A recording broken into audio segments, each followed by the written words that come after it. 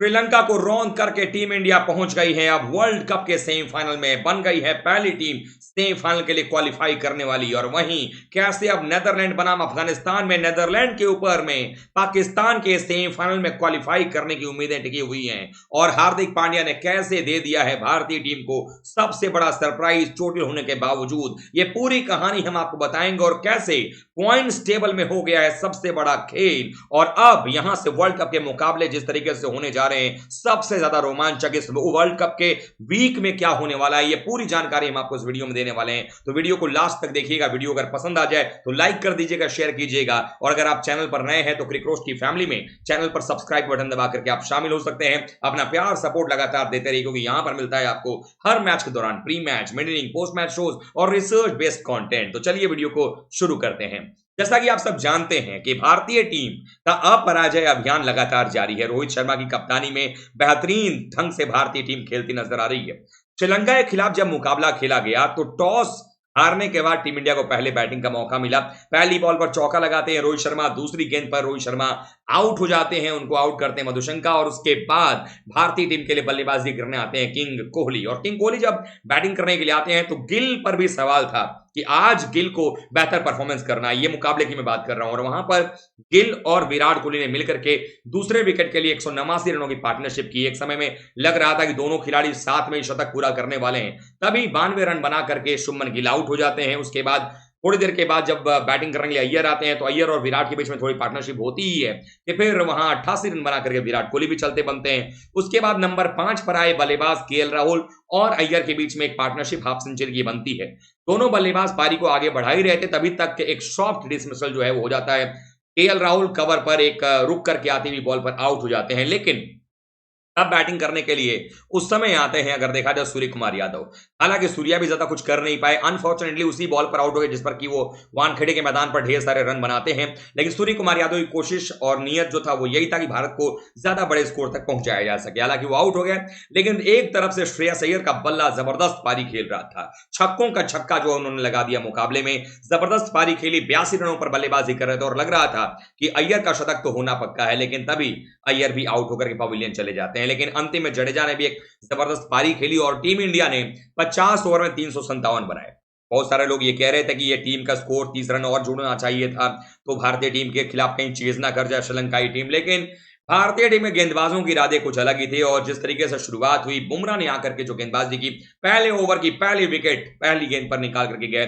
अगले ओवर में सिराज आते हैं, उन्होंने भी 2 विकेट निकाल दिए। और जब पहले चेन के तौर पर शमी आते हैं, उन्होंने जिस तरह से बॉलिंग की, एक बार फिर से फाइफर निकाला। और 3 मैच में दूसरा फाइफर है। पहले मैच में न्यूजीलैंड के खिलाफ फाइफर, उसके बाद फिर 4 विकेट निकाला उन्होंने, और फिर यहां भी फाइफर निकाला। यानी कि 3 मैच में 14 विकेट निकाल चुके हैं। वर्ल्ड कप के इतिहास में भारत के सबसे सफल गेंदबाज 45 विकेट निकाल चुके हैं मोहम्मद शमी। और ये दिखा रहा है, और इकोनॉमी और स्ट्राइक रेट, एवरेज में तो खैर दुनिया में कोई भी उनके आसपास भी नहीं टिकता नजर आता है। दुनिया के नंबर 1 गेंदबाज बने हुए शाहीन अफरीदी उनसे कोसों दूर वर्ल्ड कप के मामले में नजर आते हैं। और इसी में भारतीय टीम ने सिर्फ 55 रनों पर ही समेट दिया। 5 विकेट निकाला शमी ने, 3 विकेट निकाले सिराज ने, 1 विकेट निकाला वहां पर बुमराह ने। तो 9 विकेट जो है 10 विकेटों में से पेसर्स ने निकाल दिया मुंबई के वानखेड़े के मैदान पर। और बच्चा खुचा काम जो था वो 1 विकेट का 4 गेंद में खत्म कर दिया जडेजा ने। तो टीम इंडिया को 302 रन की बड़ी जीत मिली और इसी जीत के साथ टीम इंडिया पॉइंट्स टेबल में नंबर 1 पर पहुंच गई है। ऑफिशियली क्वालिफाई यानी क्यू जो मार्क है वो लग चुका है। अब भारतीय टीम में क्वालिफिकेशन का मतलब यह हो गया कि अब बाकी 3 प्लेसेस के लिए टीमों में लड़ाई होने वाली, और यहीं पर शुरुआत होती है असली जंग की। आप अगर देखेंगे पॉइंट्स टेबल में तो सबसे पहले ऊपर देखिए भारत है नंबर 1 पर 7 मैच में 7 जीत के साथ में, जहां पर कि भारत के पास में कोई भी हार नहीं है। अपराजय अभियान भारत का जारी है 14 अंकों के साथ में 2.10 है। और चूंकि अब किसी भी टीम का जो स्कोर है अगर देखें तो यहां पर ऑस्ट्रेलिया भी जो है वो सिर्फ और सिर्फ 14 बना सकता है, न्यूजीलैंड जो है वो सिर्फ 12 बना सकती है।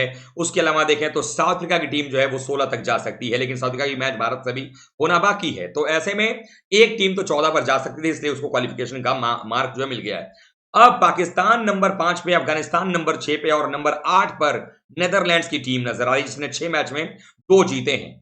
अब यहां पर सबसे बड़ा सवाल यह है कि इस मुकाबले के बाद क्या पाकिस्तान की टीम को चांस बनता नजर आएगा। पाकिस्तान के बारे में अगर देखें तो पाकिस्तान की टीम का जो नेट रन रेट है वो माइनस में 0.02 है, यानी बहुत माइनस में नहीं है। लेकिन उनको अपने मैच तो जीतना ही है, यानी कि न्यूजीलैंड के खिलाफ जो मैच होगा वो जीतना पड़ेगा, इंग्लैंड के खिलाफ मैच होगा वो जीतना पड़ेगा, ताकि अगर दोनों मैच जीतेंगे तो उनके 10 अंक होंगे। क्योंकि अगर न्यूजीलैंड ने एक भी मैच जीता, मान लीजिए अगर न्यूजीलैंड की टीम पाकिस्तान को हरा देती है या फिर श्रीलंका को हरा देती है, उनके 10 अंक हो जाएंगे। तो ऐसे में न्यूजीलैंड के खिलाफ पहले पाकिस्तान को तो अपना मैच जीतना पड़ेगा। तो वो मैच होगा 4 तारीख को, यानी कि कल वो मुकाबला खेला जाएगा। उसके पहले जो आज मुकाबला है नेदरलैंड्स और अफगानिस्तान का, इस मुकाबले को अगर आप देखेंगे तो नेदरलैंड्स के लिहाज से ये रोचकता नहीं है।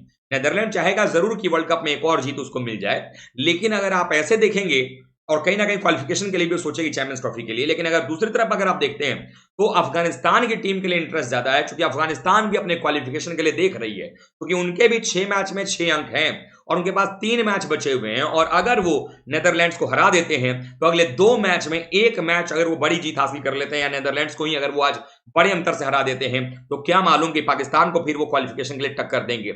ऐसे में सारी निगाह पाकिस्तानी फैंस, पाकिस्तान क्रिकेट प्रेमी या भारत में भी जो लोग भारत पाकिस्तान का सेमीफाइनल देखना चाहते हैं वानखेड़े के मैदान पर, अगर पाकिस्तान नंबर 4 पर क्वालिफाई करती है, उनके लिए आज वो सभी चाहेंगे कि नेदरलैंड जो है वो मैच जीत जाए, क्योंकि नेदरलैंड्स जीतेगी तो अफगानिस्तान के 7 मैच में 6 अंक रह जाएंगे और उनका जो नेट रन रेट है वो और भी माइनस में जाएगा। और ऐसे में पाकिस्तान का नेट रन रेट जो है वो बेहतर होता नजर आएगा जब वो अपना मैच खेलेंगे।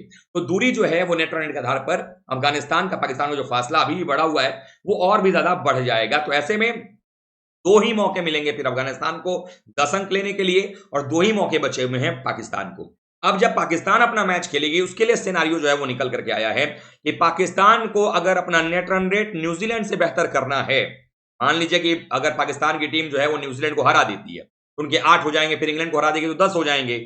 लेकिन अगर वो न्यूजीलैंड से बेहतर करना चाहते हैं, क्योंकि न्यूजीलैंड का मैच श्रीलंका से अगर वो जीतेगी तो फिर उनके भी 10 अंक हो जाएंगे, पाकिस्तान के भी 10 अंक रहेंगे। तो वैसे में नेट रन रेट पर फैसला होगा।